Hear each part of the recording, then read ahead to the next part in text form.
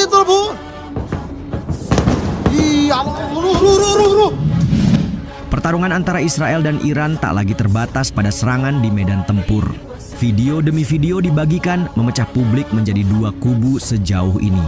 Pendukung Israel menggunakan bukti rekaman untuk menarik simpati dunia internasional, menguatkan pegangan terhadap apa yang mereka sebut sebagai upaya membela diri, sembari menggalang dukungan penuh Amerika Serikat. Sedangkan yang berdiri bersama Iran terus merayakan, mengingat proyektil kiriman Garda Revolusi terbukti sukses mengacaukan Tel Aviv tanpa tanda-tanda akan berhenti. Jika pada akhirnya kehancuran terus berlanjut dan ribuan warga kehilangan tempat tinggal, akankah Israel merasakan apa yang dialami penduduk Gaza?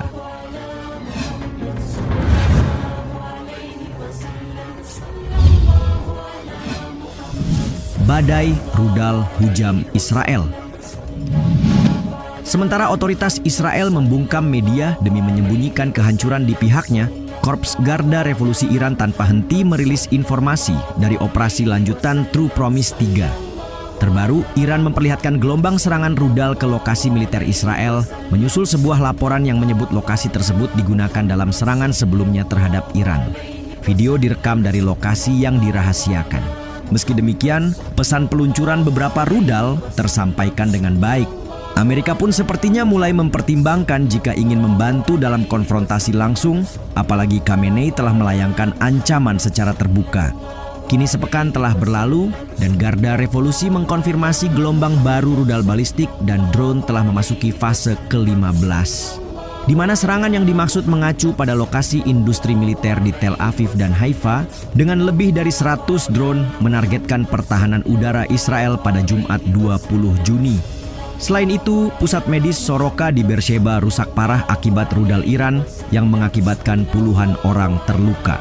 Alhasil, ketegangan di kawasan kian memanas. Sebab di saat yang sama, Israel memperluas operasi militernya ke dalam wilayah Iran dengan meluncurkan serangan udara pertamanya di provinsi-provinsi utara dekat Laut Kaspia.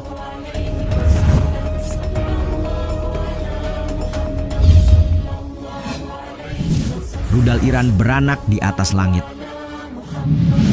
Jika kalian belum sadar betapa perang Iran-Israel telah memasuki masa kritis, maka ketahuilah perang bahkan memasuki era di mana Iran tak lagi menahan diri untuk menggunakan senjata yang sifatnya tak pandang bulu. Mengutip Komando Front Dalam Negeri Militer Israel, serangan rudal balistik diluncurkan Iran pada hari Kamis. Kemudian di antara rudal-rudal tersebut, setidaknya satu dikonfirmasi membawa hulu ledak bom klaster. Jadi, apa itu bom klaster dan bagaimana ia bekerja? Singkatnya, senjata ini dirancang untuk melepaskan bom yang lebih kecil atau submunisi di area yang luas. Alih-alih meledak dalam satu ledakan, bom justru meledak di udara, seringkali di ketinggian dan menyebarkan beberapa bahan peledak lebih kecil di area target yang luas.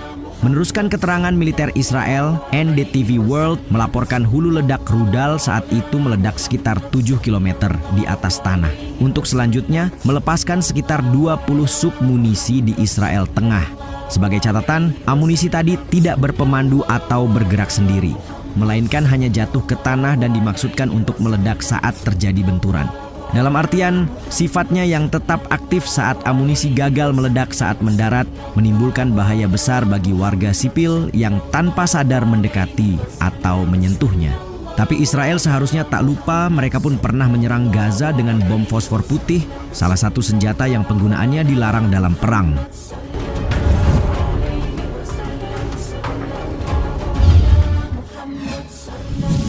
Fasilitas intelijen kembali kena rudal. Ratusan rudal telah diluncurkan sejak pekan lalu dan meskipun sistem pertahanan udara Israel kuat, mereka tidak mampu menghentikan semuanya. Kota-kota besar seperti Haifa, Tel Aviv, dan sekitar Yerusalem menjadi korban penargetan berulang. Namun secara garis besar, fasilitas militer dan intelijen mendapat perhatian lebih sebagaimana Israel yang berulang kali pula menargetkan fasilitas militer dan nuklir negara itu.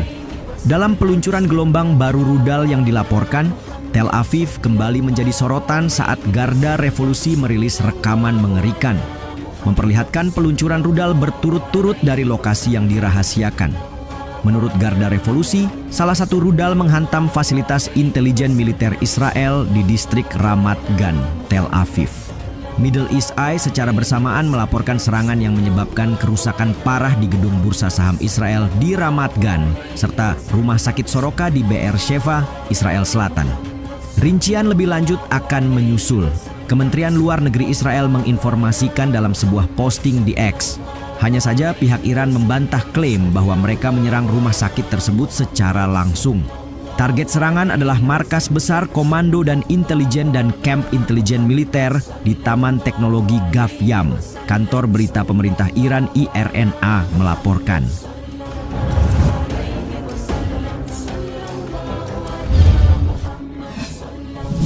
Kantor Microsoft meledak. Pada Jumat 20 Juni, penargetan baru kembali dilaporkan dengan kali ini kantor Microsoft sebagai sasarannya. Sebelum serangan rudal balistik Iran, militer Israel mengeluarkan peringatan baru pada dini hari. Kemudian paginya, satu rudal menghantam langsung Be'er-Sheva yang telah menjadi sasaran dalam beberapa hari terakhir. Rudal tersebut jatuh di dekat apartemen perumahan, gedung perkantoran, hingga fasilitas industri. Kebakaran pada sebuah jalan juga dilaporkan, menyusul hantaman rudal di dekat taman teknologi yang menaungi kantor Microsoft.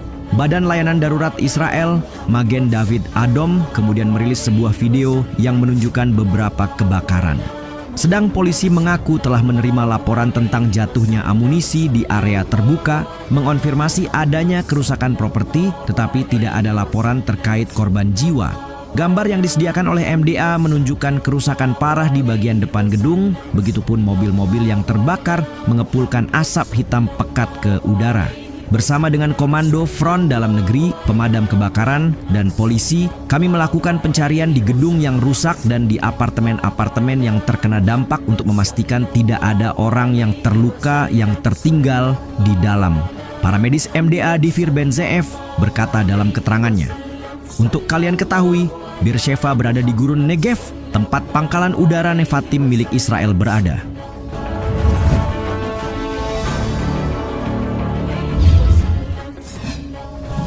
5.000-an warga Israel jadi tunawisma. Apa yang paling menakutkan dari perang adalah dampak luas terhadap kehidupan sehari-hari penduduk sipil. Begitulah, gelombang serangan rudal yang beruntun secara signifikan mengubah lanskap Israel dan sukses meniadakan tanda-tanda kehidupan di beberapa titik. Puncaknya, Kementerian Dalam Negeri Israel menetapkan 5.110 orang sebagai tunawisma sejak dimulainya serangan balasan antara Tel Aviv dan Iran, di mana hunian, sekolah, rumah sakit, bahkan bursa saham Israel di Ramat Gan ikut mengalami kerusakan parah. Hal ini lantas menarik perhatian para analis.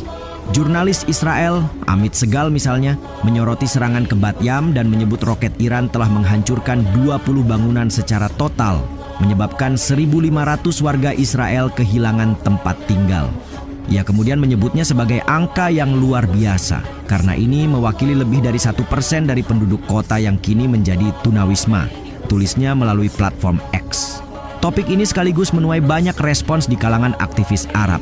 Sebagian mempertanyakan, jika satu roket saja sudah menyebabkan kehancuran sebanyak ini, bagaimana jadinya jika beberapa roket mengenai target dengan kekuatan yang sama?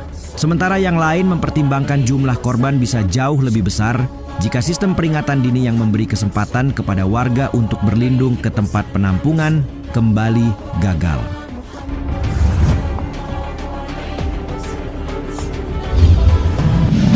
Meski rekaman terbaru memicu kekhawatiran global, IDF belum mengeluarkan tanggapan resmi atas serangan yang diklaim. Kendati demikian, langit Israel bergemuruh akibat gelombang serangan adalah fakta, sementara Iran yang kini menjadi momok menakutkan bagi Zionis adalah nyata.